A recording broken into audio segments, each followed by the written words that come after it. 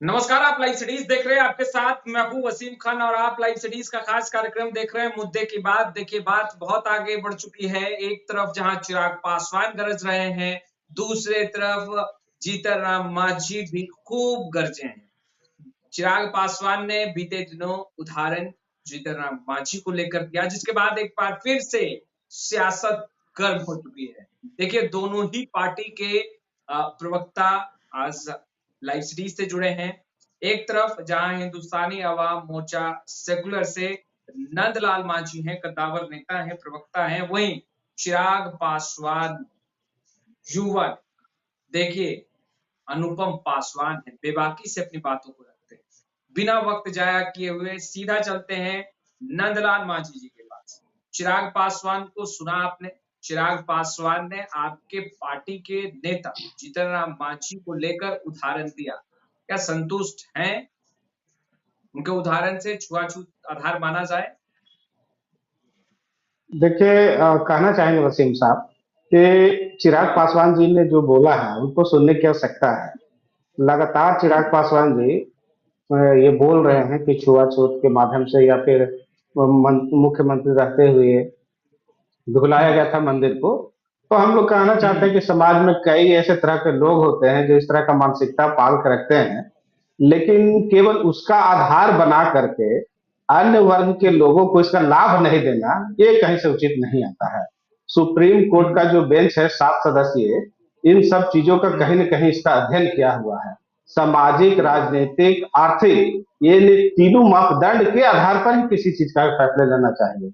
आप सोच सकते हो कि बिहार में, बिहार का ही संदर्भ ले, लगभग 22 जातियां हैं अनुसूचित जाति जनजाति में, जिसमें से लगभग 18 से अधिक जातियां, 18 जातियां लगभग, जैसे उसका कहीं भी सामाजिक रूप से प्रतिनिधित्व नहीं दिखता है, न प्रशासन में उसका प्रतिनिधित्व दिखता है, न आर्थिक रूप से कहीं संपन्न हम लोग को दिखता है। तो मेरा स्पष्ट कहना है इस संदर्भ में कि चिराग पासवान जी बोल रहे हैं, कई ऐसी घटनाएं हुई है, चाहे घोड़ी का उदाहरण दे रहे हैं या फिर मंदिर धुलवाने का उदाहरण दे रहे हैं। तो कई ऐसे कारण हो सकते हैं, केवल एक कारण को लेकर के हम लोग इसके चलेंगे। ठीक है, सामाजिक में अभी कहीं न कहीं भेदभाव का शिकार हम लोग को होना पड़ रहा है या हो रहे हैं, लेकिन आप इस चीज को भी जानने की आवश्यकता है।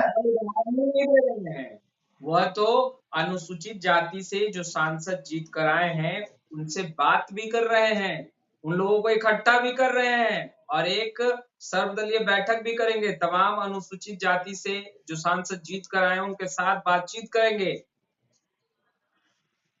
बातचीत करेंगे तो उसमें माननीय श्री जीतन राम मांझी जी को भी बुलाया जाएगा ना। उसमें अपनी बात को हम लोग भी रखने के लिए स्वतंत्र है, ऐसा थोड़ी है। मेरा पहले मेरी बात को पूरा होने दीजिए, इसके बाद अपनी बात को रख लीजिएगा।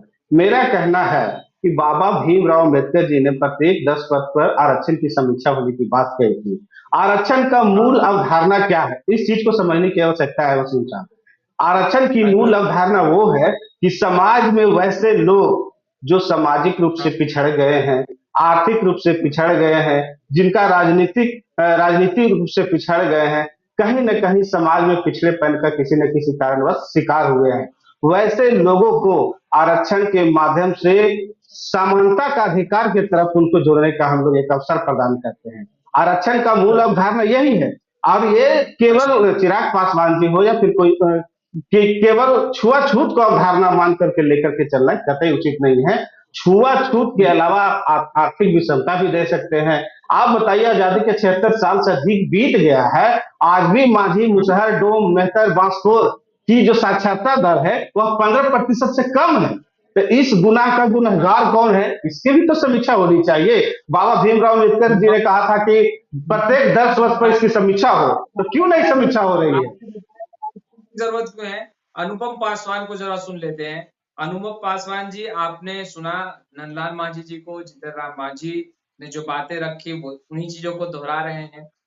चिराग पासवान कह रहे हैं छुआछूत ही एक आधार होना चाहिए, और ये तो कह रहे हैं आर्थिक, देखिए शैक्षणिक, तमाम चीजें, सामाजिक। देखिए आर्थिक, सामाजिक और शैक्षणिक से पिछड़ापन ये आधार नहीं है। ये आधार नहीं है संविधान में कि उसके आधार पर आरक्षण मिला। आरक्षण मिला छुआछूत के आधार पे। हाँ और अनटचेबिलिटी के आधार पे आरक्षण संविधान में जो दिया गया है, जिसको हाँ शेड्यूल किया गया है, हाँ उसको छुआछूत के आधार पे ही वो किया गया। तो हाँ आज भी आप देखिएगा कि एक आईएएस को सुरक्षा मांगना पड़ता है हाँ कि हमको घोड़ी पे चढ़ने के लिए। तो आज भी समाज में छुआछूत है, तभी तो एक आईएएस भी डरता है अपनी सुरक्षा से कि भाई हमको घोड़ी चढ़ना है हाँ और शादी करनी है तो हमको सुरक्षा चाहिए। हम्म, और आप देखिएगा मांझी जी का ही, अब मांझी जी क्यों बयान दे रहे हैं, हम नहीं इस पे जाना चाहेंगे, उनकी अपनी पार्टी है, अपना विचारधारा है उनका। लेकिन आप देखिएगा कि मांझी जी भी जब मंदिर गए थे तो मंदिर को धुलवाया गया था। हाँ ये आज की छुआछूत की बात नहीं है। बाबू जगजीवन राम जी भी थे तो उप प्रधानमंत्री थे, तो उप प्रधानमंत्री थे उस समय जब उन्होंने मंदिर जाने की इच्छा जताई थी, तो वो तो उच्च पद पे थे, तो उनको सिर्फ मंदिर में जाने के लिए अलाउ किया गया, लेकिन उनके परिवार को अलाउ नहीं किया गया। तो वो मंदिर नहीं जा गए थे, वो अपने परिवार के साथ जाना चाहते थे। तो उस समय से लेके आज तक भी आजादी के इतने वर्षों बाद भी छुआछूत बरकरार है। जहां एक आईएएस को नहीं जाने दिया जाता, घोड़ी नहीं चढ़ने दिया जाता है, जहां एक पूर्व मुख्यमंत्री को मंदिर जाने के बाद मंदिर को गंगा जल से धुलवाया जाता है, तो आज चिराग भी समाज में छुआछूत बरकरार है। चिराग पासवान जो अनुसूचित जाति से जीतकर सांसद आए हैं, उनके साथ बैठक करेंगे क्या? कब करेंगे? और दूसरा सवाल है कि जीतन राम मांझी को बुलाएंगे? बिल्कुल बुलाया जाएगा, सबके विचार लिए जाएंगे। अनुसूचित जाति के जितने भी सांसद हैं हम्म, उनको मिल के सर्वदलीय बैठक करके और ये निर्णय लिया जाएगा कि भाई जीतन अभी राम जो मांझी बुलाएंगे ऑब्जर्वेशन आया है सुप्रीम जीतन कोर्ट राम का, मांझी को बुलाएंगे चिराग पासवान? क्यों नहीं, अनुसूचित जाति के सभी सांसदों के साथ बैठक होगी और उनमें सभी का सहमति लिया जाएगा। और बिल्कुल सबके मांझी जी भी आएंगे, वो भी सांसद हैं। मांझी जी और मांझी जी तो सहमत है ही नहीं आपकी बातों से। मांझी देखिए जी नहीं वसीम सहमत साहब है थोड़ा तो सा, सर्वदलीय जब बैठक होगा, जब सभी सांसद आएंगे तो सभी सांसदों की बात तो सुनेंगे मांझी जी।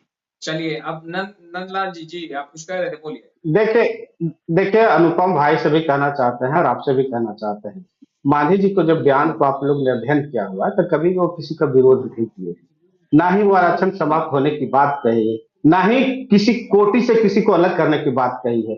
उन्होंने केवल यही स्पष्ट रूप से कहा है कि जो कोटा है उसके अंदर जो हमारे अन्य भाई हैं, चाहे मेहतर हो, डोम हो, आपका बांसखोर हो, हलखोर हो, वैसे भाई जिनका आज तक कहीं से भी प्रशासन में उनकी उपस्थिति दर्ज नहीं होता है, ना न्यायपालिका में दर्ज होता है, ना प्रशासनिक प्राधिकारी में दर्ज हो पाता है, न कहीं और हम लोग आर्थिक रूप से उनको संपन्न देख पाते हैं।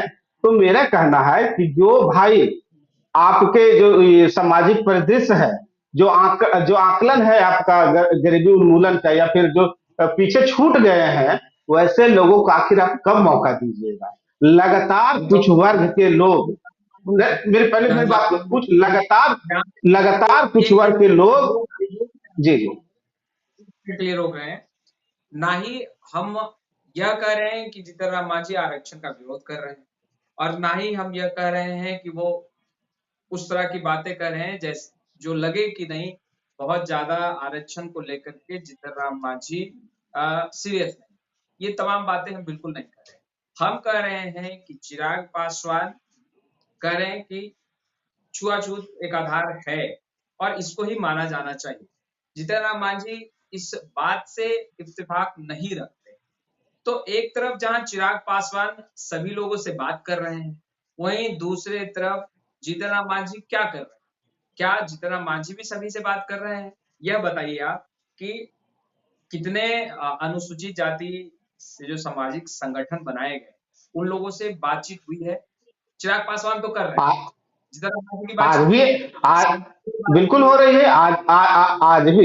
आज भी हमारा जो डोम मेहतर संघ है, चाहे मुसहर भूया सेवा संघ संगठन है, कई सामाजिक हाँ संगठनों का आज बैठक चल रही है। हमारे माननीय विधायक प्रफुल्ल मांझी हैं उनके साथ में, हाँ और हम लोग कहीं ना कहीं विचार विमर्श कर रहे हैं और आखिर इसको अध्ययन करने का प्रयास कर रहे हैं कि यह उचित है या अनुचित है। हम लोगों ने तो स्पष्ट रूप से कहा है कि हम चाहते हैं कि जो भाई, केवल मांझी मुसहर भूया की बात मैं नहीं कह रहा हूँ, हलखोर है, उसमें आपके बहुत से भाई लोग हैं जो छूट गए हैं, डोम है, मेहतर हैं, वैसे लोगों को आखिर हम लोग कब मौका देंगे? इस बात की हम लोग को क्यों नहीं चर्चा की जा रही है? इस बात की भी वसीम साहब चर्चा होनी चाहिए कि आजादी के 76 साल के बाद भी उन लोग का एक भी सम्मानित पत्र जिसको नहीं दिख रहा है, इसका दोषी कौन है? इस पर चर्चा क्यों नहीं हो रही है? नहीं, आपके पार्टी के नेता जो कह रहे हैं, आप जो कह रहे हैं, आपकी पार्टी जो कह रही है, तो क्या चिराग पासवान नहीं चाहते वैसे लोग आगे बढ़े जो बहुत पीछे छूट गए हैं? मैं किसी व्यक्ति विशेष का नाम नहीं लेना चाहता हूं, लेकिन हाँ, वैसे लोगों को तो दर्द जरूर हो रहा है जो समाज में जो सभी सीटों पर या फिर जिनको आरक्षण का लाभ ले रहे हैं उनको बहुतायत 100 में 100 उनको मिल पा रहा है। वैसे लोगों को तो कहीं न कहीं खतरा तो महसूस जरूर हो रहा है कोटा में कोटा से कि कहीं न कहीं जो सीट का है वो बंटवारा करना पड़ेगा और जो हमारे अवसर है वो कहीं न कहीं उनको कम महसूस होगा। तो हम तो कहना चाहिए, मेरे बड़े भाई हैं, हम बड़े भाई चिराग पासवान जी से भी आग्रह करना चाहते हैं कि समाज के अन्य लोगों को भी मौका दीजिए। अनुसूचित जाति में 22 जातियां हैं, 22 जातियों में केवल एक जाति का चर्चा नहीं होनी चाहिए। अनुपम जी, दर्द क्यों? जी, पीड़ा क्यों? कहाँ दर्द है? अनुसूचित जाति में सबको आरक्षण मिल रहा है। जो 22 जातियां हैं उन सभी वर्गों को आरक्षण मिल रहा है। तो फिर दर्द और पीड़ा क्यों?